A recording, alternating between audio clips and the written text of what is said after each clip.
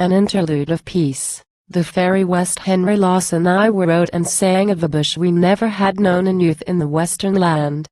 Of the dear old homes by the shining river, the deep, clear creeks and the hills so grand.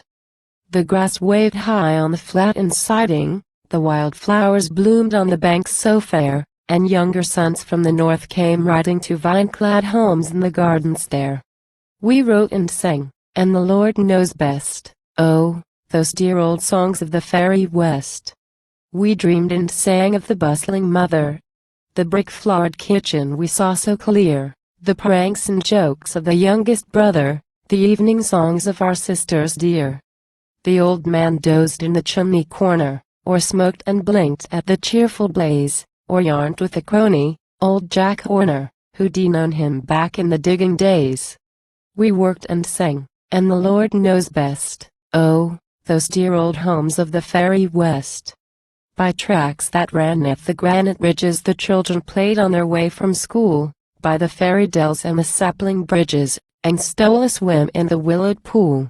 And home they flocked with their ceaseless chatter, till, happy and tired, and washed and fed, the wash came after. It don't matter, they said their prayers and they went to bed. We worked and dreamed, and the Lord knows best. Oh, those dear old ways of the fairy West. We rose at daylight, refreshed and hearty, and drank our tea while the children slept. We worked with the zest of a camping party, while the morning breeze through the gum trees crept. We worked till the signal of breakfast ready, and ate our fill of the good land's best. And Jimmy and Mary, and Nell and Teddy, and all the children were washed and dressed. Oh, those grand old farms of pleasure and rest in the fairy tales of the golden West. 'Twas a land overflowing with milk and honey, and eggs and bacon and butter and beer. We came to Sydney, with whips of money, to see the world about twice a year. The girls got married to rich young farmers, and did no work save to populate. And we had the pick of the city charmers and took our brides to the country straight. We dreamed and sang, and the Lord knows best. Oh, those dear old dreams of the fairy West. 2. I dreamed last night of those days long vanished, and buried in bitterness out of sight. The scene was gone and the folk were banished, and this is the vision I saw last night. It may be false and it may be real. It may be wrong and it may be right, a sort of set off to the grand ideal. We'll call it a vision of sandy blight. We dreamed and sang, and you know the rest, the sandy blight in the wondrous West.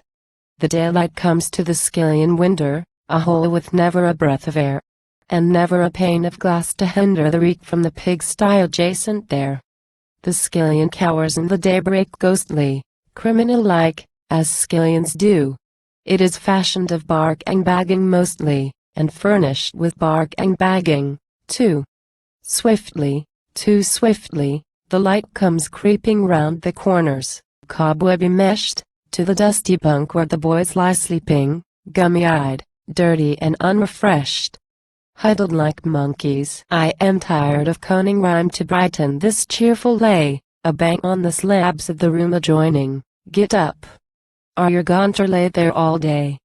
3 hides of bones in the yard are baled up. We called 'em KOs when my heart was young, a pitiful calling where calves are railed up, a stifling cloud from the powdered dung.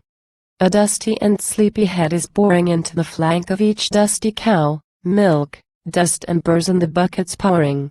3 skinny youngsters are milking now. And rainy weather. I would be plainer, the filthy tail and the plunging hoof. The worst came out in the homemade strainer, but more came down from the dairy roof.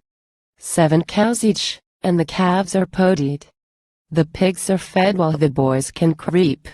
They've done the work of the able-bodied, and one sits down in the dust asleep.